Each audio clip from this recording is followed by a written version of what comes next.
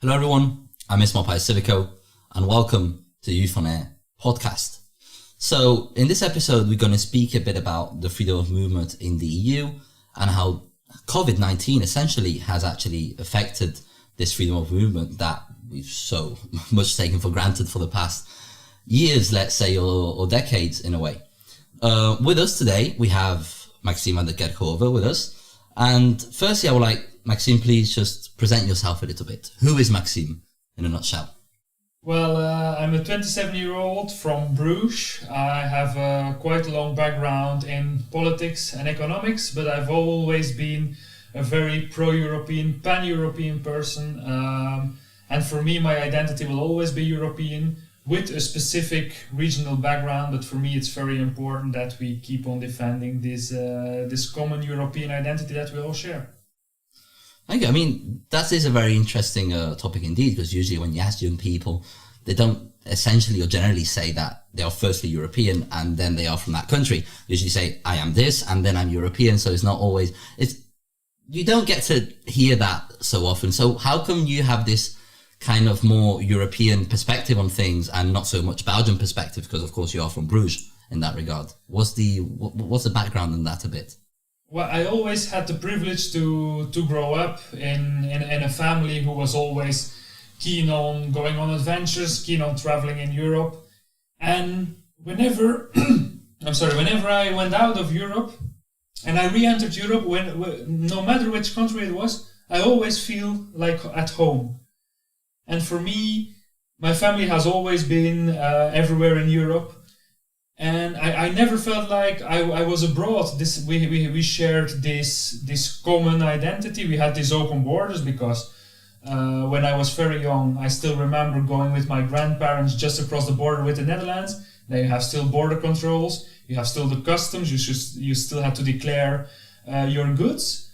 But when I was like 6 years old, all of a sudden this went away, and I really felt even back then a sense of freedom, a sense of relief that for me all these regions were all of a sudden interconnected. And I had the opportunity since I was young to have many friends across borders, and then all of a sudden it was easy to go and visit them, and this had been of a very high value to me.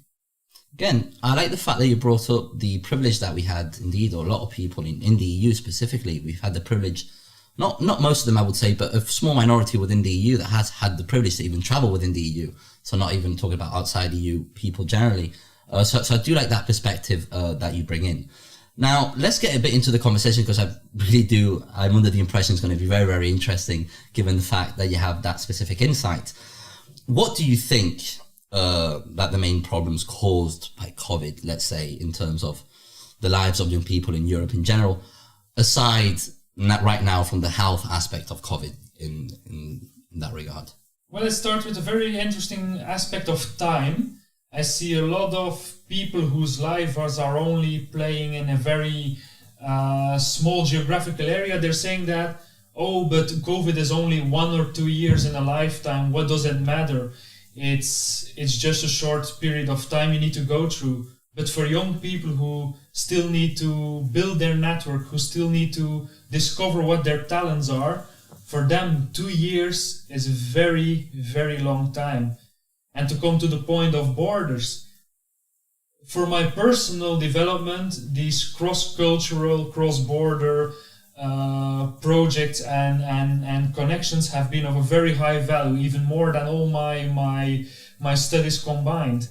And if you see that people now, the young people, these opportunities are taken away from them, this will have a very big impact in the future, because we will be the young generation who will be able to make agreements, whatever we might do, in politics, in business, or any other sector. We will be the first generation who will be able to make agreements in a very broad understanding of the cultural differences we all have. And now that these 2 years are taken away from a very specific age group, certainly the people who are going from high school to university, these are the highest infected by this, I guess we're taking away a lot of our future for that, because we really need this intercultural dialogue with a full understanding of the differences, the political, economic, but also religious differences that we have. And what hurts me the most in this crisis is that these soft skills are not valued enough in society. I see it here from a personal level in Belgium. The only thing you can do now as a young person is study in a formal way, and then you're a good student, then you're good, then you're successful, certainly in this corona crisis. But whenever you want to develop your soft skills, whenever you want to learn from other cultures, this is not possible now. You're not allowed to do that. You're actually bad. You can only be good as youth right now if your life plays along in a small village, and that hurts me because me, I guess you as well. We had the opportunity to learn so many things, and this is just taken away. It's very interesting everything you said. I do have 2 points to take out from that. Firstly is the point you made from the perception of time that young people have, which is completely different for other people in other age groups. For example, 2 years for the 15-year-old seems like a lot more time than 2 years for a 50-year-old, for example. It's usually when you take the big differences also in maybe maturity, like a 15-year-old person, when they will look at something as someone that's 17 or 18, they'll say, oh, that person's so mature, so big, so he's such an adult, right? And then when you're 50, you meet someone that's 53, that perception of time is nowhere near the same as when you're 15, 18, 21, or up to 25, even 30, we can make the case. So that's also something very interesting that we haven't actually spoken about, that, okay, it's only a year, it's only 2, but when you're 15 or when you're 20 or 25, that feels like a lot more time than it actually is.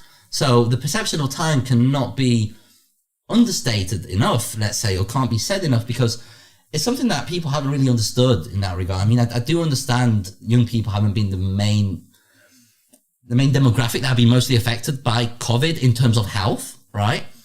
But we are the generation that has been mostly affected in terms of liberties, what you said right now, in non-formal education, in developing soft skills, in traveling EU. People, for example, that could have the chance to have traveled at the age of 18, done an interrail after the secondary school, did not have this chance. And that's a whole year, or the whole generation of people that did not have that chance to do, let's say, that intercultural dialogue within the European Union. So that is something indeed very, very interesting. I want to say a bit more about you. I want to know a bit more about you, and a bit about your COVID story generally. Because you traveled a bit, right? Tell us a bit more. Why did you decide to do that? How come you traveled a bit? Just give a bit more insight on your COVID story. How did you live COVID when it arrived, when it rose, let's say last year? Well, for me, COVID started at a very interesting point. I was lucky to travel around in Bangladesh. I left Europe right before the crisis broke loose, but when I arrived in Bangladesh, a lot of people already saw on the news that Europe was like the new hotspot of Corona. And they were always like, ooh, you're the white guy coming here, are you from Belgium or from Italy? Because back then they were the most infected countries. So I was first confronted with the fact like, okay, we have a big crisis, this can be a big thing, because back then we didn't know what this year would bring to us. And then, of course, after that, you're spending 5-6 months obligatory at home.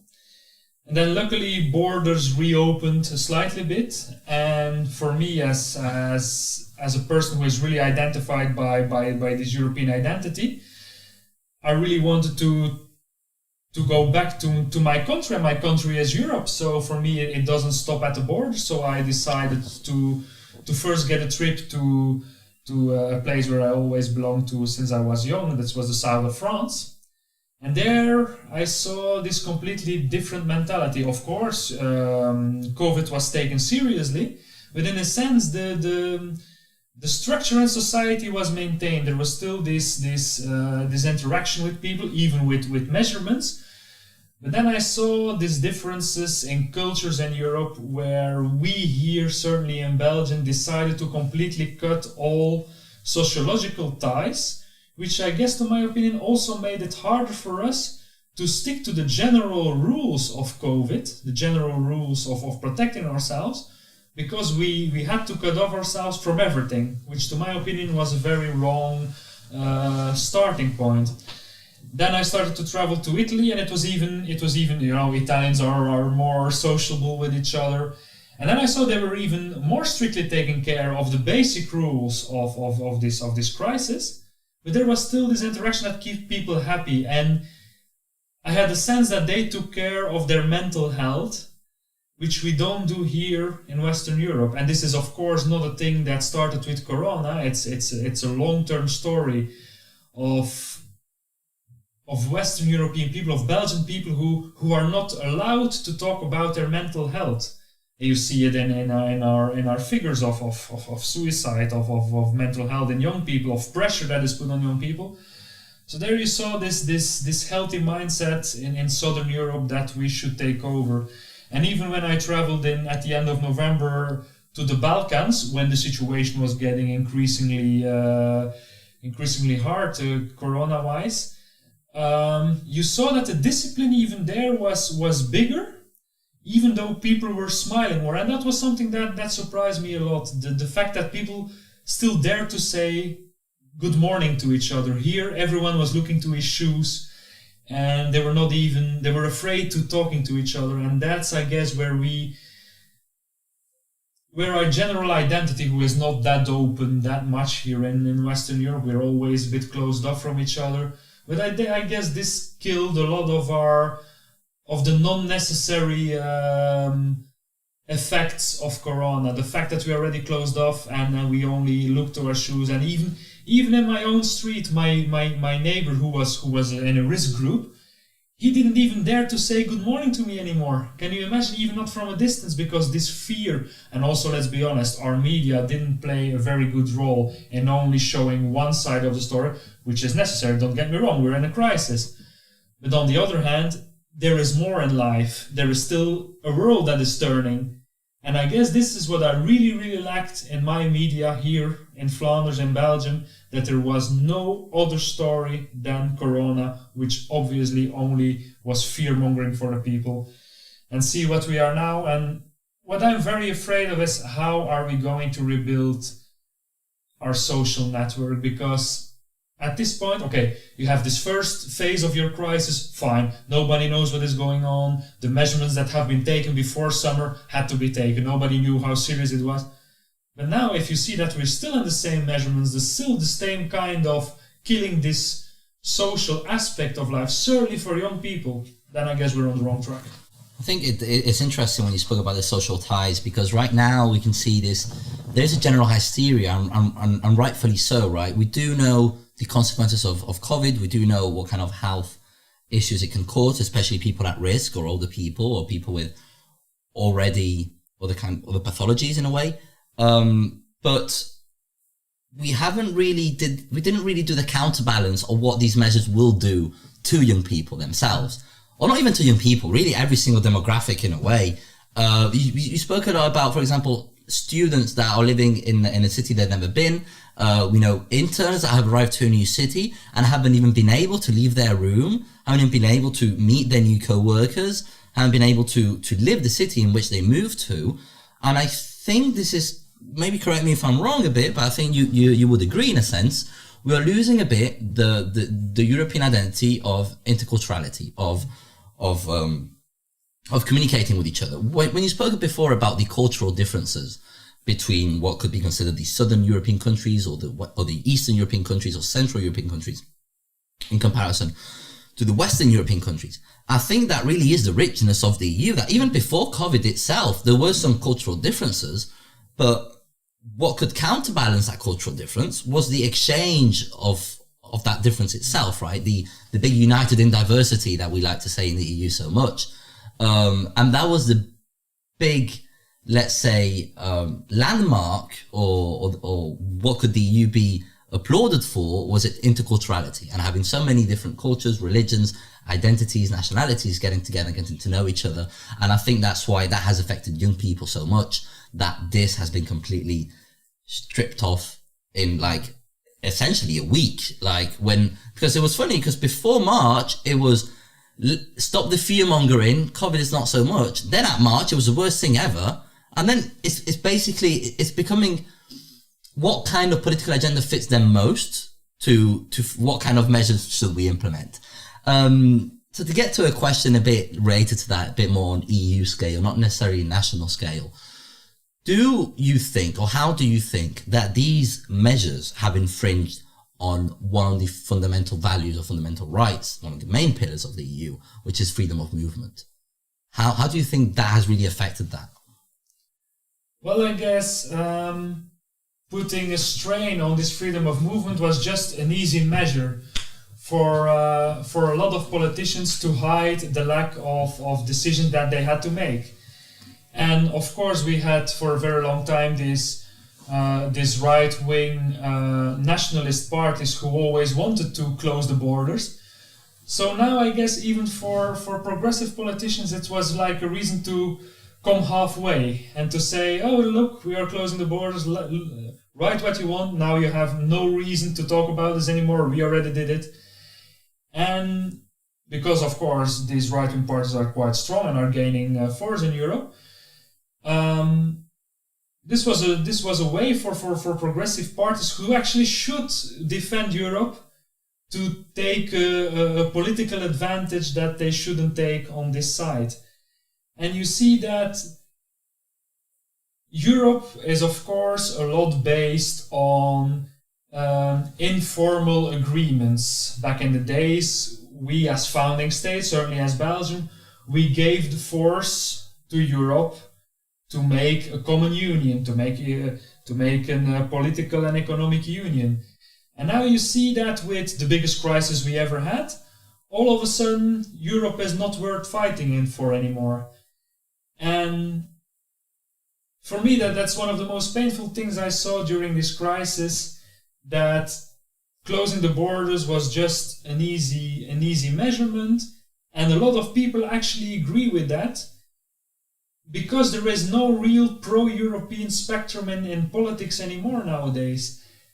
Politicians saw that they could really gain a lot of votes by just showing that they are better in tackling the COVID crisis than their neighbors, instead of showing real statesmanship on the European level, because Europe didn't have a lot of powers on healthcare, on tackling this crisis in general. It wasn't their competence, basically. It wasn't their competence. Yeah, exactly. Because we never gave, the national member states never gave the competence to Europe. And then it's just a very easy argument to say, oh look, Europe doesn't do anything. Let's close the borders, let's be the national heroes, let's try to be the best of Europe. And Belgium is a good example of that. Right after summer, we were the worst of Europe. We had very bad figures here, and then we didn't take any measurements whatever. Everyone was able to enter Belgium without any restrictions. And now all of a sudden we became the best in the figures and we closed everything. Just for the sake of saying, look, we are better than the other country. And in the end, what is the point in Europe nowadays to close this border? For me, I'm living in Bruges, only 15 kilometers from the border with the Netherlands. This means I cannot travel 15 kilometers to the right, but I can travel 300 kilometers to the left, because for the sake there is no border there. And now we are going back to this kind of archaic thinking that we in our own small patch of land can tackle a global crisis, which we always do. Not only with the corona crisis, we always think that we will be better in our own country. And if you see a country like France, a person who is living in the north of France can perfectly go and lay on the beach in the south of France at the Mediterranean. But we, because we live on a 300 kilometer patch of land, all of a sudden we cannot move because of a border. There is no healthcare reason to close the borders. It's only a political decision that has been made for gaining votes. And as long as we, as founding member state, you know what our government literally said? Europe, I'm not going to listen to you right now. Right now, you're not important enough. Basically, when push comes to shove, they will always choose their own interest before the European common interest. And Europe is always good for funding. Europe is always good to bring in the big opportunities, to bring in the big trade agreements with all the foreign countries. Then it's all good as long as we can benefit. But whenever there is a crisis, and we really need to show statesmanship on the European level, definitely to defend our European youth, because we are the first generation that can benefit from a really open Europe as one country. Now we are closing this off and we're coming back to our national borders, and this hurts me a lot. But it is funny in a way, because the the whole idea of Europe was indeed to fight crises when they arrived, right? It was all, that was the point, to fight a crisis together, so we do not relive the same things that happened pre-World War II and the things before that. And I'm under the impression that we're getting into a project where we're really either going either two ways, into more unified Europe or a more divided Europe. We saw recently now with Brexit, of course, what happened there. So I do think it's very interesting how COVID has put things into perspective. And we realize one thing, that generally, again, when push comes to shove, people will always get their own interests at heart, and they will have the national interest on top of that. And when it comes to national and international competence, the EU doesn't really have that much power to do much in terms of healthcare, right? We do have the programs for like Erasmus Plus, Horizon 2020, Discover EU, lots of different things that EU is doing right now that does help young people. But at the end of the day, they don't really have that much decision-making power for especially regarding COVID. How do you see this? How would you say that the EU will need to change in a way, or maybe COVID, taking it as an example, what happened here? How do you foresee the future right now, either for better or for worse? Well, of course, Europe always had a communication problem in the things that they could do right. What we see in our national media is mostly Europe doing details, because the general big changes in our lives are not flowing through to the local level. That's a bit the problem with Europe. Of course, you have the national politicians, apparently, who do now not want to give power to Europe anymore, who say like, you're a power there, but we still take our own national power first. This is a mentality that needs to be changed. That's one aspect.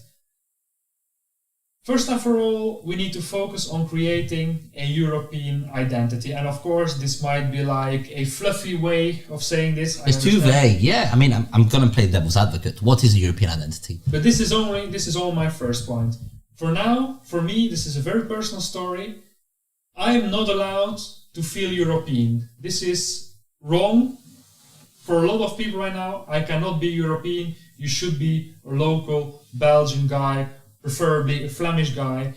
And a lot of young people who have this European mentality, this European identity, who feel really European, they're not allowed to, because of this historic, and now this crisis, this corona crisis, only made this worse. How can we solve this? As only, once again, European statesmanship. The Treaty of Lisbon needs to have a follow-up. Now, as I told you, the European institutions initiated the Conference on the Future of Europe. This is a very first step to make the necessary steps for a really legislative, economic and political new agreement that needs to be made, so that we never ever come on the same point that whenever there is a big crisis, either it's a health crisis, an economic crisis, a political crisis, that all of a sudden everyone is turning back to themselves and not showing any European statesmanship, for a very simple reason that it doesn't bring any votes right now, because the media is not ready to broadcast what is happening in Europe. So now this conference on the future of Europe is really the key changing point of making this new way of communication towards the European citizens. But of course, there needs to be a stick. Europe needs to have a stick to hit countries whenever they want to say, like Belgium did, oh, we don't care for you right now, we don't care about Europe. It will be very hard negotiations. I don't know if you see with countries like Hungary, like Poland, if this is still possible. But then, to my opinion, you need to change the way on which you vote in Europe, because otherwise you can always put yourself behind the fact, oh, it's because of the voting system that we cannot do anything. Well, some political parties already proposed that there need to be another way of voting, that you can leave out some countries in Europe. Of course, this is very controversial, I understand. But if we want to keep Europe alive, we need to have a follow-up on the Treaty of Lisbon. And the only way to reach this is changing the system, because we need it urgently. Otherwise, we could be the last generation that could have benefited from Europe. And this might be a very pessimist point, I know, but if you see how far we are drifting away from each other, and then there are some people who are proposing a Europe of different speeds, I don't think this is the good way either. If you really make sure that your European cohesion policy works well and is tackling all the issues that need to be tackled, this means, like, of course, you need to have an ecological transition, but just make sure, this is just an example, just make sure that, for example, your ecological transition is feasible in every country. If you go, for example, to the Balkan and you see that those people don't even have decent housing, decent schools, of course you cannot come, oh, do you want to build new windmills, or do you want to place new solar panels? This is an important aspect, but just make sure you have your priorities straight in Europe. That's very interesting when you come to priorities, especially because, again, Europe is so different within where we can speak European Union, we can speak Europe as a continental Europe, geographical Europe. Everything's very different, and each country has their own priorities. And we saw that now during COVID again, that each country was pushing firstly their own agenda, and then nobody was working together. Well, again, that wasn't the idea of the European Union. If I'm going to ask you now, let's get back on track a bit on the COVID situation. I'm going to follow up with a question which is interlinked. When we speak about COVID, I think everyone knows here, and we all agree, that there has been an awful, let's say, health issue for especially older people with problems, well, previously before that, diabetes maybe, or asthma, or respiratory problems. That said, that has worsened, let's say, other problems of other young people that did initially have those issues. They said now mental health, it was a big issue that has basically come up now even more during COVID. Not that it wasn't there before, but it's maybe tripled or quadrupled in very short span of time.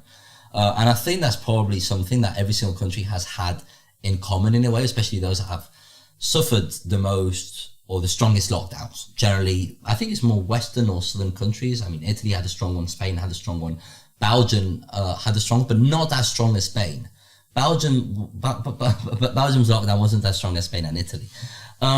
What do you think now? So getting into the unification of Europe, what do you think that a young person from, let's say, Portugal has in common with a young person from Estonia or Lithuania?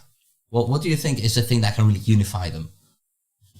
Well, for now, on a short basis of time, we all brought a very big offer from our lives. I guess that's what brings youth even more together now in Europe, that a lot of young people, the majority actually, really took their responsibility in this crisis and put away their personal lives for the sake of the general benefit, for the sake of the health of everyone. And I guess that's a very crucial point that is under-evaluated in society in general, the big offers that the youth has brought. And I guess out of these offers, we can make this new kind of unity among European youth. Because we all have the same issues in our countries, we all face the same effects of the COVID crisis. We lose a lot of opportunities. There is a lot of unemployment. There is a lot of the gap between generations only widened because of fear, because of this crisis. And I guess it's only the youth who can close that gap again. I don't think the other generations can help with that. So if we showed this much of resilience during this crisis, if we showed how many offers we can bring, we can also bring the same offers to make Europe more unified and to fight for these common problems we all have. Because certainly our jobs will be more than ever interconnected across Europe. Certainly with our new skills, with our new communication skills, or the things that we've learned through all these soft skill experiences, we are ready for this new pan-European life and jobs that we we have to do and have to live. Because where will you find a job that is not interconnected with anything else in Europe? And now you still see an old generation that is not yet ready to cross that border. And you even see it in cities. Cities are doing the transnational municipal networks. We are all part of our communities, and those new generation of political leaders start to work in a more metropolitan way, and it doesn't matter if there is a border in between or not. And specifically for the youth, it will be our common goal to make sure that we ensure that the upcoming generations will have the same opportunities as we have. But we need to communicate once again better, because we are still the privileged people who could do these European projects. Because let's be honest, you really need to have a good background before you can do these projects. It will be the biggest common task that we have to make sure that everyone can benefit from Europe as much as we did, through communicating, through making the European projects visible in our local communities. And it's us who will shape these new cities. It's us who will create these cities into smart cities, which is actually the biggest link we can have with the future, because Europe will always be a big institutional, supranational part who will only become stronger, and in a sense also maybe as a level quite unreachable for many of us. But this doesn't mean that Europe needs to be elitary. It needs to go down to the cities where we as young people create these smart, interlinked municipal, futuristic projects where all of us can find ourselves in. And for me, it is really a dream that the next generation can come into another city and another country and feel perfectly at home with the cultural differences, because this is something we still need to defend. We all have our cultural differences. We have our food, we have our amazing theater plays, our amazing music, our amazing... Don't you think that's contradictory? Don't you think it's contradictory to say, to have a borderless EU and at the same time preserve those cultures? How do you balance those two? I'm a very big fan of a Europe of regions, not a Europe of nations. Mm-hmm. We will always have our cultural identities, and we need to protect them, because otherwise there is also no Europe. Europe was based on a difference of culture. We're not the United States. It's a completely different upbringing. It was a series of nations coming together for a common project. It wasn't bottom up, let's say. It was already up, and then they got together at the top. Yeah. It's also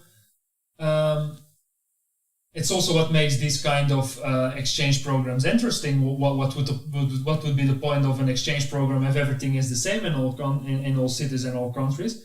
But we just need to make sure that everyone has the same opportunities and the same kind of developments in their cities all around Europe. And I guess also for youth, we need to make sure that we create a sort of cultural network as well, where we preserve these cultural identities, but we make sure that the technological and the economic benefits are more spread through cohesion policy, mainly across Europe. And I guess this is our biggest task. I think it's interesting how you brought before the unification of young people, let's say, at a grassroots level. Specifically when you came, correct me if I'm wrong, when you spoke about information, let's say, and how information should be spread, or how action should be taken from young people, that they should be the pioneers into bringing the European values and the European perspective into the future generations. Because we have to be the ones to show then our kids later on, or our grandkids, what were the actual values. It's generation through generation, and we are now that bridge between the generation that came before us and the generation that's going to come after us. Regarding that, what would be your approach then? If you say tomorrow you have a child, what would be your approach to explain to them what is the European Union in your eyes, or what is maybe Belgium, because you're Belgian, of course. So how would you explain to them, him or her, what is these two concepts, or these two nations, if you will? Well, I guess, of course, everything starts with education about Europe in general. I guess this is what we lack in a lot of our education systems, that there is no basic understanding of Europe. Of course, there is a big difference in your economic situation. Of course, for us, it will be more easy to show to our kids what Europe is really about. We are able to show them around Europe. We are able to show these differences in culture, and also showing them that, look, we are not that different after all. Of course, I understand not everyone has these opportunities to show to their kids in a physical way what Europe is about. But I guess when you really have a look what Europe is doing for society, I guess as a parent, you can really show your kids a lot of visible projects and a lot of visible educational benefits that Europe can bring. And it's just a matter of mindset. As long as you know that no matter your culture, we all have the same problems, we all have the same issues, and we just need to make sure that we educate our kids to find this common ground, to find these new ways of making agreements with each other, then I guess as a parent you're on the right track, and you don't need a lot of money for that. You just need to look around in society. Certainly in Belgium, let's be honest, we are the center of Europe. We have enough opportunities to show our kids what Europe is about. And don't get me wrong, Europe is far from perfect. But then we come back to the point, it's about taking political leadership and change something about the agreements. How can we improve it? There's always room to improve. There's always room to improve. I agree. Do you have something else to add to that, or general? A personal point from my perspective is for me, if I would have a child, I would focus on a federal Europe, and I would explain my kid what federalism is really about. And this doesn't mean that you cannot feel Belgian anymore. That doesn't feel that you cannot feel citizens of your city anymore. You just need to you can have different kind of identities, and that's perfectly fine, as long as you know that in the end the big European identity is still the level on which we have to solve the problems. If you want it or not, this will be the level to solve our issues, because in a globalized world, we will not save ourselves anymore on a regional or on a national level. And that's, I guess, the biggest lesson you need to give to your child. I guess there's food for thought there, of course, and a lot of room for debate and dialogue to see a bit what does this common EU or common Europe, let's say, in the future looks like. But now we're slowly getting to the end. I do have two last questions. Let's try and be not so brief. I mean, we still have a few minutes left. The first one was a bit, what point, were you trying to make a point of it, because you were a bit political about you traveling throughout COVID? What point were you trying to make at that moment throughout your travels? That it is perfectly okay to have a life that is not defined by borders. We still have this mentality that you need to be specifically successful in your job. You need to have your house, your salary, and your local life, and then you can be successful, and you don't need to reach for the stars. And I don't say that you need to dream that big. Of course, you always need to be a realist. But in the end, Europe has so much to bring, and it's so many opportunities are underdeveloped. So many opportunities are not known by the people. So for me, what I wanted to show by traveling is, this is my country. I'm a Belgian, but I'm not longer defined by it. My contacts, my friends, the people I love are all over Europe, even all over the world. But I understand you cannot create a globalized world and a globalized world all of a sudden. But we have this opportunity in a small, interconnected Europe with incredible mobility systems, with cheap flights, with buses, with trains that go everywhere. We invested in that, and we did great as Europe. And all of a sudden, during this crisis, we are throwing all of this away, all of these benefits that people from other continents can only dream about. And for me, it was just showing like, look what we have, look what a beautiful future we can bring to our children if we just don't come back to these borders. And for me, I always get even emotional about it, because you cannot even imagine how much it hurts me right now that they're just closing the borders out of nowhere, and that they say, oh, that person in France is all of a sudden worse than us. Can you imagine that even in Belgium, maybe they should have closed the language border? Because what's the difference between a national border and a language border? It was just archaically created back in the days for the sake that there was no Europe yet. But now that there is a Europe, there is no point anymore. And let me link this to COVID. Please, let's use our national borders to do health checks to people. That's an important aspect of the borders. You can do perfectly health checks at your border, make sure that people don't have corona. That's a very good, useful thing of your borders, but don't use them to block people's mobility. That was actually the point I wanted to make, so we don't get any misinterpretations by what we are saying. Point is that we don't really see the difference between moving, let's say, from Bruges to Brussels, as you are also going borders, and moving from Bruges to Maastricht, for example, or from Bruges to Amsterdam or to Paris, because in the end it's that same travel, and you can still move around and let's say make the most of your European privilege to travel within these borders and within these nations, and at the same time keep those sanitary measures to stop the spread of COVID in general. And I do think there was an option to have a nice balance between both things, right? People say we can't have it all. True, we can't have absolutely everything at 100%, but we can have some 50-50. We can have a bit of everything if we do it correctly, and we get into the right dialogue, and we have the right conversations with the actual relevant information. And we shouldn't forget the generation that is getting affected right now, I think, and that is generally young people. Now, we're getting at the end, and I have this one last question, plus maybe your final statement. After all of this, after this conversation, now during COVID and maybe even after COVID later on, what would you continue fighting for? What is your drive in life? Political sanity. The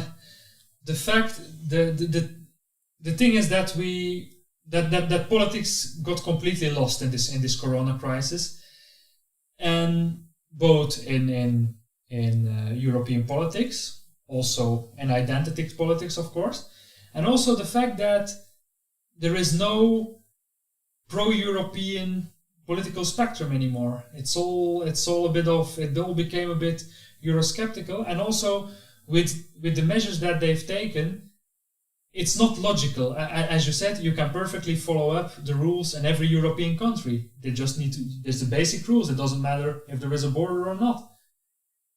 And because of a lot of stupid measurements that have been taken, for example, you cannot see for friends, but you can be in a train full of people, and that's all of a sudden not that dangerous anymore. I guess the politics are now in the biggest crisis there ever been, the biggest crisis of credibility they have ever been. And for me, it will always be my fight to make sure to find a nuanced ground in politics, because politics became incredibly difficult in the past few years with the social media. And for me, it's a matter of storytelling. I guess when you are showing people with images, with very speaking visual things, what is going on in Europe, I guess you can change this narrative, and you can make sure that the political dialogue becomes way more diversified, and the fact that we don't lose ourselves anymore in identity politics, that we don't lose ourselves anymore in the day-to-day struggle, but that we really start thinking again about long-term common projects that all bind ourselves and that all belong to building a better future for our next generation. Because, you know, after the Second World War, this was the first thing that people thought about. Let's build a better society for our kids. And I guess this is something that we lost because we are looking to our shoes.